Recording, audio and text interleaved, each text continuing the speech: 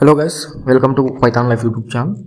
So ఈ వీడియోలో వచ్చేసి గిట్ హబ్ అంటే ఏంటి, so every developer must know. So GitHub అంటే ఏంటి అని చెప్పేసి కంప్లీట్గా అయితే చూద్దాం. So what is GitHub? So GitHub అనేది మోస్ట్లీ చాలామంది అయితే యూస్ చేసి ఉంటారు, లైక్ కంప్యూటర్ సైన్స్ స్టూడెంట్స్ కానివ్వచ్చు, సో ఎవరైతే లైక్ సాఫ్ట్వేర్ ఇండస్ట్రీలో ఉంటారో, సో ప్రాజెక్ట్స్ టైంలో కానివ్వచ్చు, లైక్ ఫైనల్ ఇయర్ ప్రాజెక్ట్స్లో కానివ్వచ్చు, లేదంటే ఇంటర్న్షిప్లో కానివ్వచ్చు.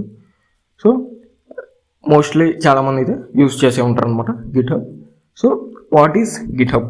సో గిట్ హబ్ అంటే ఏంటి అని చెప్పేసి చూస్తే, సో గిట్ హబ్ అనేది లైక్ ఒక క్లౌడ్ బేస్డ్ ప్లాట్ఫామ్ అనమాట.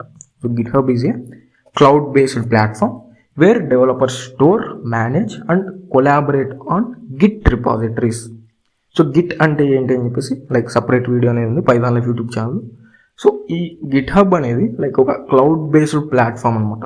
సో ఆ క్లౌడ్ బేస్డ్ ప్లాట్ఫామ్లో ఏంటి, developers store, manage and collaborate on git repositories. So Git repositories ఏవైతే ఉంటాయో, లైక్ ఆ గిట్ రిపాజిటరీస్ని స్టోర్ చేయడం కానివచ్చు, మేనేజ్ చేయడం అండ్ వాటితో కొలాబరేట్ అవ్వడం కానివచ్చు. సో అవంతా కూడా చేయవచ్చు అనమాట.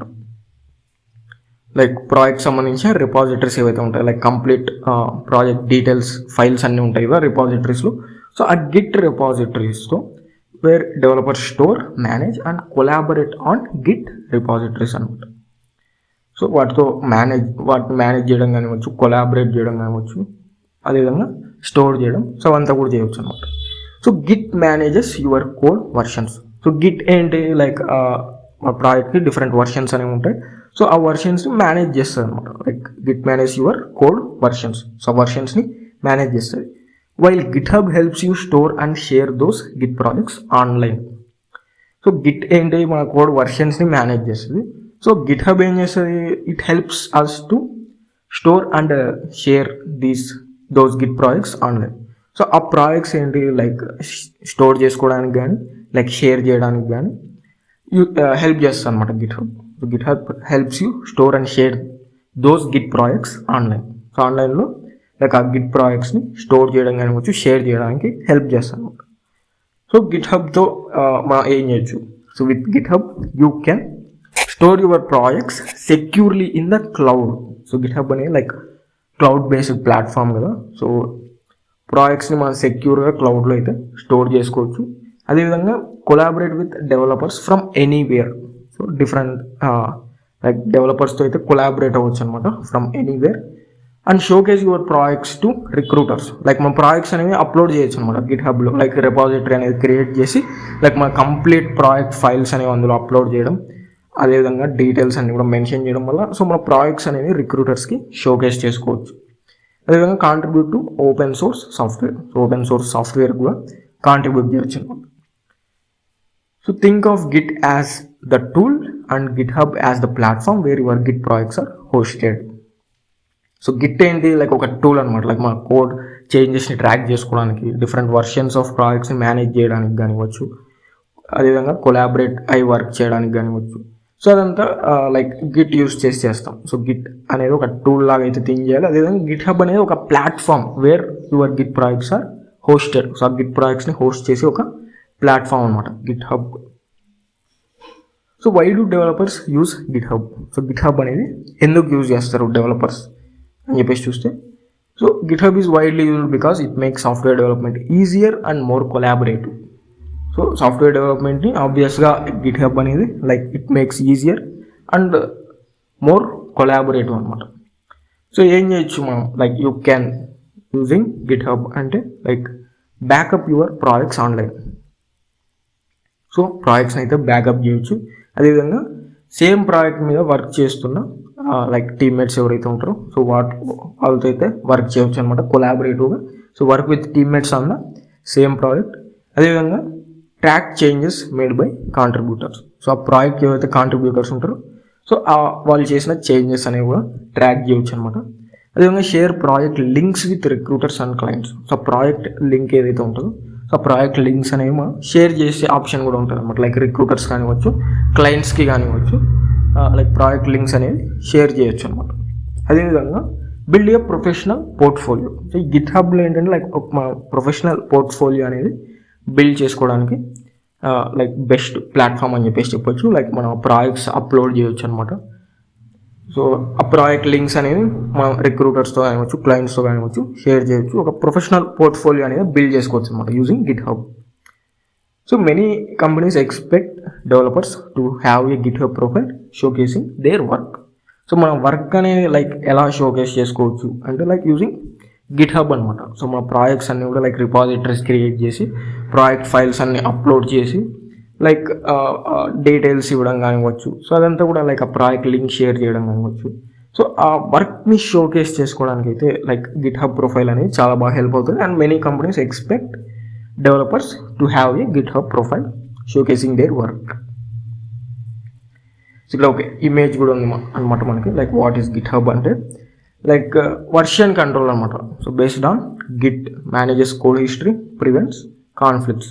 లైక్ ఏదైతే గిట్ యూస్ చేసి లైక్ వర్షన్స్ని మేనేజ్ చేయడం కానివచ్చు, కోడ్ చేంజెస్ని ట్రాక్ చేయడం కానివచ్చు. సో అవన్నీ చేస్తాము. సో ఆ గిట్ ప్రాజెక్ట్స్ని లైక్ స్టోర్ చేయడం కానీ షేర్ చేసుకోవడానికి కానీ యూజ్ అయ్యే క్లౌడ్ ప్లాట్ఫామ్ అనమాట సో GitHub అనేది. అదేవిధంగా collaboration hub. So pull requests, code review, issue tracking, project management, so ఇవంతా కూడా ఉంటుంది.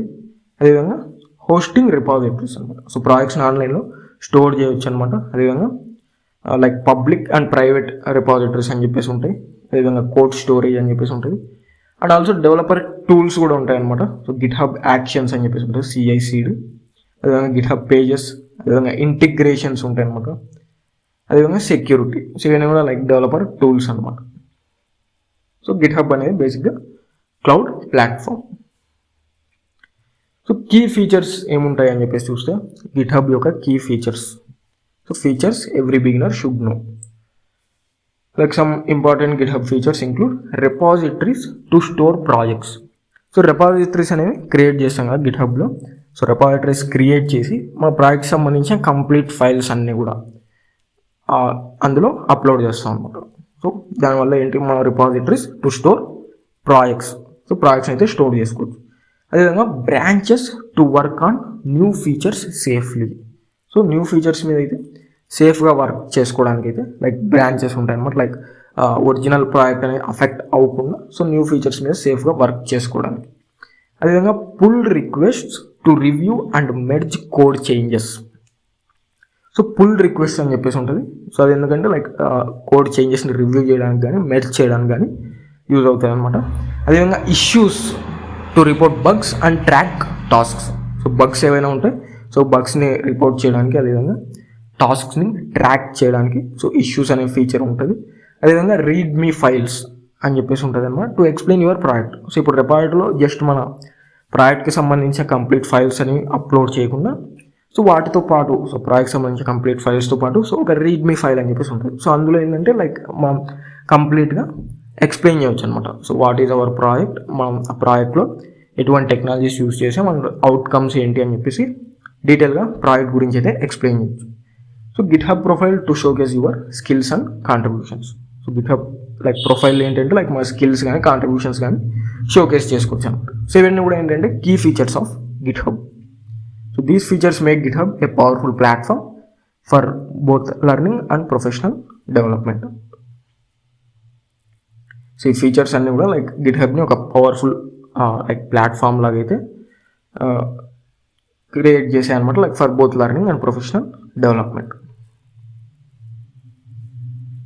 సో ఫైనల్ టేక్ అవేస్ ఏంటి అని చెప్పేసి చూస్తే why every developer should learn GitHub.